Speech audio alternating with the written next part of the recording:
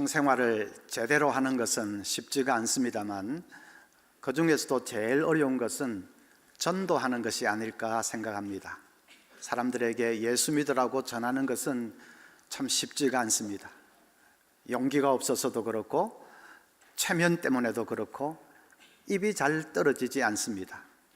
어떤 집사님은 친구에게 교회 가자고 말하는 것이 돈 좀 빌려달라고 말하는 것보다도 더 말하기가 어렵다, 그런 얘기를 했습니다. 전도는 고사하고 자기가 신자인 것을 내색조차 않는 사람들도 종종 있습니다. 어떤 새신자가 교회에 등록을 했는데 연락을 받고 구역장이라는 사람이 새가족 환영실로 달려왔는데 보니까 바로 옆집에 사는 아줌마입니다. 아파트를 마주보고 있으면서도 신자인 것을 전혀 내색을 안 하고 살다가 교회에서 구역장과 구역원으로 만난 것입니다. 서로 얼마나 쑥스럽겠습니까? 여러분은 혹시 그런 일 없으세요? 그래서 오늘 우리는 이 요셉의 삶을 통해서 도전을 받아야 됩니다. 요셉은 늘 하나님을 증거하는 삶을 살았습니다. 애굽의 신하들 앞에서도 조금도 주눅들지 않고 하나님을 증거했습니다. 파라오 앞에서도 꿈 해몽은 하나님께서 하게 하시는 것이라고 당당하게 하나님을 증거합니다. 더 놀라운 것은 요셉은 임종할 때에도 하나님을 증거했습니다. 죽어가면서 하나님을 전하는 사람이 어디 있겠습니까? 자기 죽기도 바쁜데. 그런데 요셉은 임종시에 마지막 숨을 몰아쉬면서도 하나님을, 영원하신 하나님을 증거한 것입니다. 참 대단한 사람이죠. 요셉은 전도야말로 우리 천국 백성의 영광스러운 사명인 것을 자기 삶을 통해서 똑똑히 보여줍니다. 오늘은 그가 임종시에 증거한 것을 한번 자세히 살펴보려고 합니다. 먼저 요셉은 같은 성도들을 향해서 증거했습니다. 본문을 보면 믿음으로 요셉은 임종시에 이스라엘 자손들이 떠날 것을 말하고 했습니다. 창세기 50장 24절에 보면 그가 그 순간에 한 말이 자세하게 나옵니다. 요셉이 그의 형제들에게 이르되 나는 죽을 것이나 하나님이 당신들을 돌보시고 당신들을 이 땅에서 인도하여 내사 아브라함과 이삭과 야곱에게 맹세하신 땅에 이르게 하시리라. 무슨 말입니까? 지금 이곳 이 애굽 땅을 떠나야 된다는 말이지요. 하나님이 우리 민족에게 약속하신 곳은 이곳이 아니라 가나안이기 때문에 우리는 애굽을 떠나서 가나안으로 가야 한다 하는 말이죠. 그 말을 듣는 이스라엘 백성들은 가슴이 뜨끔했을 것입니다. 왜냐하면 지금 그들은 애굽에서 편안하게 잘 살고 있습니다. 요셉이 총리 대신이니까 애굽 사람들이 이스라엘 백성들을 무시하지를 못하고 잘 대해줍니다. 거기다가 척박한 팔레스타인에 비하면 나일강을 끼고 있는 애굽은 땅이 넓고 비옥해서 살기도 좋습니다. 그래서 그 좋은 땅에서 살면서 그들의 뇌리 속에서 가나안에 대한 기억은 서서히 잊혀져 가고 있었을 것입니다. 그런 이스라엘 백성들을 향해서 이 요셉이 분명히 증거하는 것입니다. 형제들이여, 우리가 머물 곳은 이곳이 아닙니다. 애굽의 풍요가 아무리 우리를 유혹하더라도 우리는 여기에 안주하면 안 됩니다. 하나님이 우리에게 약속하신 땅 가나안을 향해서 우리는 떠나가야 합니다. 마지막 숨을 몰아쉬면서 그 한마디를 할 때에 그 한마디가 얼마나 듣는 사람들의 심금을 울렸겠습니까? 자기도 모르게 애굽의 풍요에 눈멀어 있던 그들에게 그 한마디는 가슴을 파고드는 아주 준엄한 경책의 말이 되었을 것입니다. 요셉은 세상에게 증거하기 이전에 같은 믿음의 형제들에게 먼저 증거했습니다. 그것이 중요합니다. 우리도 불신자들에게 전도하기 이전에 우리 같은 성도들끼리 믿음을 증거하고 믿음을 고백하고 말씀을 나누고 그런 교제가 이루어져야 합니다. 어떤 목사님은 자기 아내에게 여보, 나는 당신보다 하나님을 더 사랑해요. 그 말을 종종 합니다. 자꾸 그러니까 목사님 사모님이 나중에는 듣기가 싫어졌다고 합니다. 자기가 목사면 목사지 뭐 나한테 꼭 그렇게까지 말할 필요가 있어? 시위하는 것도 아니고 하면서 싫어졌다고 합니다. 그런데 시간이 지나면서 점점 그게 아니라는 것을 이 사모님이 깨닫게 되었습니다. 목사지만은 하나님보다도 돈을 더 사랑하고 명예를 더 사랑하고 하는 사람이 있지 않습니까? 그렇게 되지 않으려고 몸부림을 치는 남편의 그 마음이 읽혀진 것입니다. 인간의 연약함을 알기 때문에 우리에게 하나님보다 더 소중한 존재는 있어서는 안 된다고 자기 앞에서 다짐이라도 하듯이 그렇게 고백하는 그 남편의 몸부림이 얼마나 귀하게 느껴지는지요. 그래서 다음부터는 당신보다 하나님을 더 사랑해요 하면 자기가 아멘 그랬답니다. 우리의 대화도 부부 사이에서든 혹은 성도들 사이에서든 우리의 대화도 조금 더 영적인 대화가 되어야 됩니다. 꼭 당신보다 하나님 더 사랑해요 뭐 그런 찐한 대화는 아니라 할지라도 그래도 좀 신앙적이고 영적인 대화가 되어야 됩니다. 그런데 현대 교인들은 어떻습니까? 앉으면 아파트 얘기, 또 앉으면 백화점 세일한다더라 그런 얘기, 앉으면 뭐 아이들 입시학원은 어디가 좋다, 맛집이 새로 생겼다, 미용실은 어디가 좋다, 늘 그런 얘기 아닙니까? 남자들은 앉으면 스포츠 얘기, 정치 얘기, 그렇지요. 세상에서 지천에 널려있는 그런 얘기들을 꼭 우리들까지도 그렇게 해야 되며 그것이 우리 영혼에 무슨 그런 큰 유익이 있겠는가? 그러다가 얘기가 다른 성도에 대한 것으로 흘러가면 슬슬 뒷담화가 나오기 시작합니다. 그래서 이 사람 씹고 저 사람 씹고 또 뭐 맞장구 치고 그러다가 그 얘기가 당사자에게 들어가서 상처받고 싸우고 하도 그러니까 어떤 교회는 아예 성도들끼리 모이지를 못하게 합니다. 예배 마치면 그냥 가십시오 바로. 남전도 여전도 다 없애버렸습니다. 식당도 없애버렸습니다. 진짜입니다. 식당도 없애버렸습니다. 어떤 교회는 매년 하던 바자회도 없애버렸습니다. 하도 책임 맡은 사람들끼리 싸우니까 그럴 바에 그냥 없애버리자. 없애버렸다고 합니다. 우리 교회는 그런 것이 없는 것이 참 감사합니다. 전혀 없습니까? 하여튼 뭐 거의 없는 것이 참 감사합니다. 만나면 한 주간 살면서 받은 은혜를 자연스럽게 나누는 것입니다. 다락방에서야 그거 잘 하시지만 그러나 꼭 다락방 모임이 아니라 할지라도 그냥 이렇게 모이든지 마주치든지 할 때에 설교를 통해서 받은 은혜 나누고 큐티하면서 깨달은 것 나누고 기도 응답받은 감사한 것 나누고 자연스럽게 은혜를 나누는 거죠. 꼭 뭐 잘 산 것만 나누는 그런 것도 아닙니다. 기도 응답 받지 못한 것도 나누고 내가 넘어진 것도 나누고 그러면서 말씀으로 서로 붙들어주고 격려하고 때로는 도전도 주고 그것이 성도의 교제 아니겠습니까?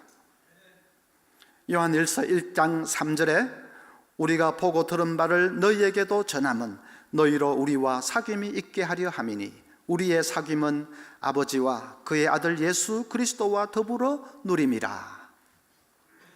우리의 사귐은 아버지와 예수님이 중심이 되는 사귐이라 그렇게 말했습니다.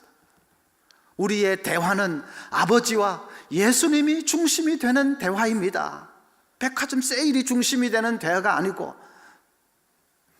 그래서 늘 아버지 예수 그리스도 그분이 우리의 사귐 가운데서 영광을 받으시고 우리는 그 주님으로 말미암아 받는 은혜를 서로 나누는 정말로 진정한 천국 백성의 교제가 될 수 있기를 바랍니다. 세상에 전하기 전에 같은 성도들끼리 내 믿음을 증거하고 내 믿음을 서로 나눌 수 있어야 합니다. 그 다음에 요셉은 세상을 향해서 증거했습니다. 또 본문을 보면 믿음으로 요셉은 임종시에 이스라엘 자손들이 떠날 것을 말하고 또 자기 뼈를 위하여 명하였으며 했습니다. 자기 뼈를 위해서 명했다 하는 말이 무슨 뜻입니까? 자기가 죽으면 애굽에 장사 지내지 말고 가나안 땅에 묻어달라, 그 말이죠. 왜 그런 유언을 합니까? 요셉의 장래 행렬을 한번 상상을 해보십시오. 애굽의 총리 대신이니까 틀림없이 국장으로 거행되겠죠.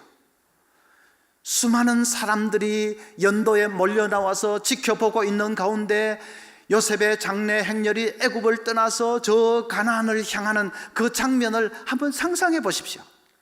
사람들이 그것을 보면서 무엇을 느끼겠습니까? 나의 소망은 애굽에 있지 않다. 나는 이제 애굽을 떠나서 하나님이 약속한 땅 가나안을 향해서 나아가노라 하는 그 요셉의 쟁쟁한 외침을 듣는 것 같지 않겠습니까? 물론 요셉의 장래 행렬은 그 순간에 바로 애굽으로 가나안으로 향했던 것은 아닙니다. 400년의 세월이 지났지요. 그러나 400년 세월이 흘러도 마찬가지입니다.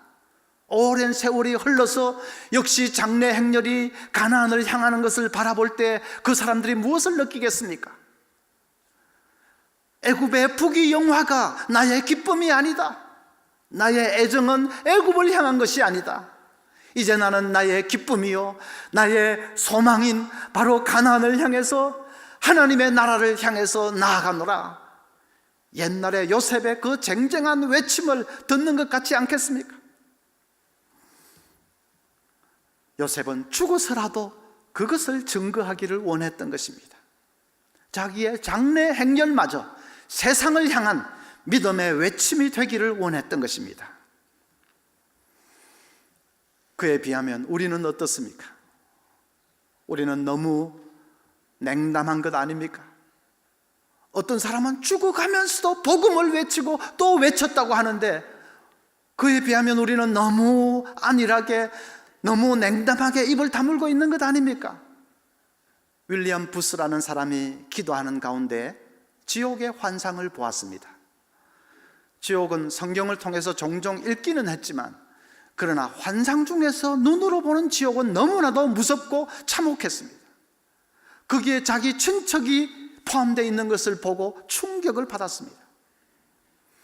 사람들이 저렇게 지옥으로 떨어져 가는데 나는 그동안 너무 미지근하게 산 것이 아닌지 이분이 회개하면서 마음이 절박해졌습니다.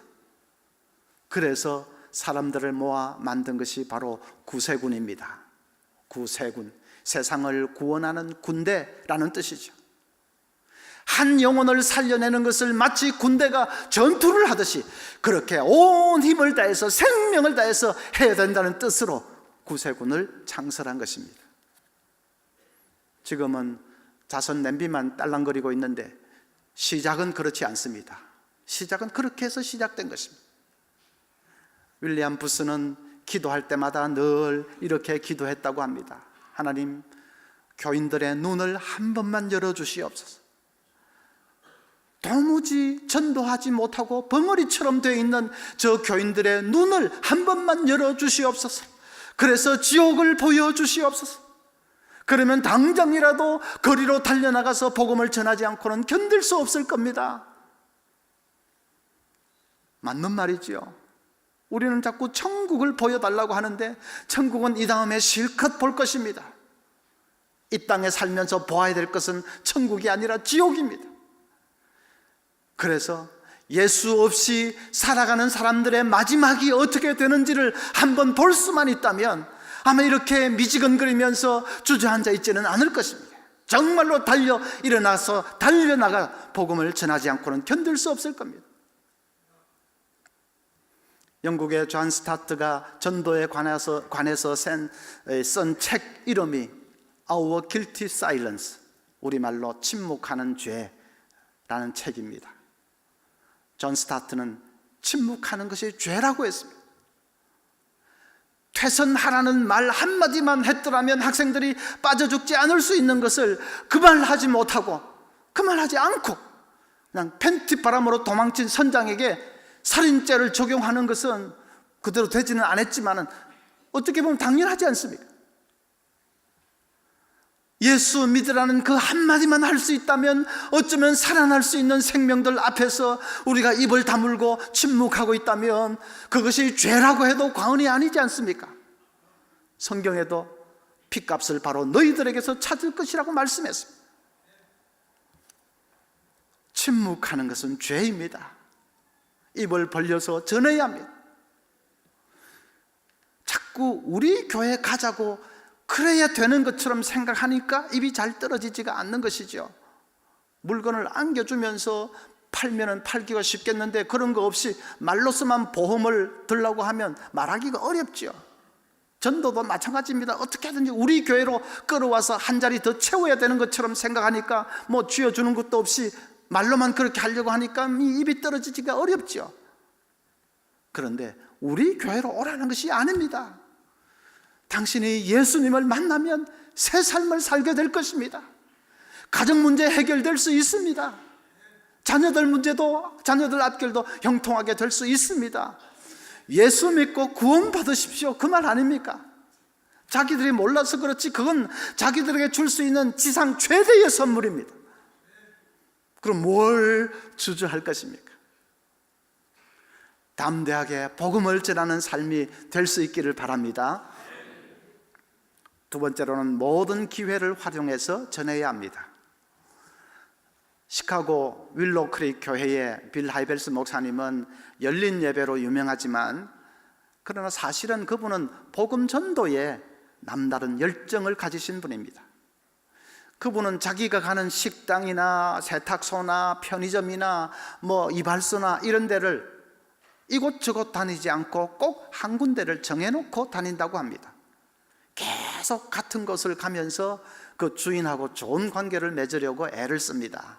절대로 불평하지 않고 늘 고맙다고 따뜻하게 인사를 하고 뭐 수고하시는데 가지라고 그 거스름 떠는 받지도 않고 그러면 좋은 관계를 맺는 것이 어렵지가 않습니다. 그러다가 적절한 때가 되면 전도를 하는 것입니다. 콜택시도 아무 택시나 타는 것이 아니라 기사 번호를 알아놨다가 꼭 한 택시만을 부릅니다. 그래서 요즘은 또 장사 잘 됐느냐고 뭐 대화를 하다가 그리고 뭐 팁을 넉넉하게 얹어주면 기사는 감격하는 것이죠. 그래서 전도하는 것입니다. 한 번은 빌 하이벨스 목사님이 설교를 하시다가 자기가 가는 세탁소 주인이 마침내 예수를 믿고 세례까지 받게 되었다고 그 말을 하면서 눈물을 글썽이는데 교인들이 전부 은혜를 받았다고 합니다. 세 번째로는 결실을 거두기까지 인내해야 되겠습니다. 교회마다 전도를 독려하기 위해서 보여주는 동영상이 하나 있습니다. 프랭크 제너라고 하는 호주 사람에 대한 동영상입니다. 이 프랭크 제너는 젊은 시절 방탕하게 살았고 또 도박에 빠져서 패가 망신했습니다. 그러다가 이 사람이 어쩌다가 복음을 듣게 되고 극적으로 그 복음을 믿고 회심해서 새 삶을 살게 되었습니다. 그 다음부터 이 사람은 자기 같은 사람들을 구원하기 위해서 시드니의 한 거리에 나가서 노방전도를 시작했습니다. 프랭크 제너가 전도하는 말은 딱 두 마디입니다. 선생님, 구원 받으셨습니까? 선생님, 오늘 세상을 떠나신다고 해도 천국에 가실 수 있습니까? 그 두 마디 하고 전도지 하나 주는 그것이 전도의 전부였습니다. 하루도 빠짐없이 40년 동안을 꼭 같은 시간에 꼭 같은 장소에 나가서 전도를 했습니다. 그런데 아무리 세월이 가도 자기 전도를 통해서 예수 믿게 되었다는 소리를 거의 들어보지를 못했습니다. 그래서 어느 시점부터 이 프랭크 제너가 나는 열매 없는 열심이었다고 낙심하기 시작합니다. 거기다가 파킨슨 병까지 와서 시름시름 이제 죽어가게 되었습니다. 그런데 그가 죽기 2주 전에 희한한 일이 일어났습니다. 영국에 사는 프랜시스 딕슨이라는 목사님이 자기를 찾아서 영국에서부터 비행기를 타고 호주까지 날아온 것입니다.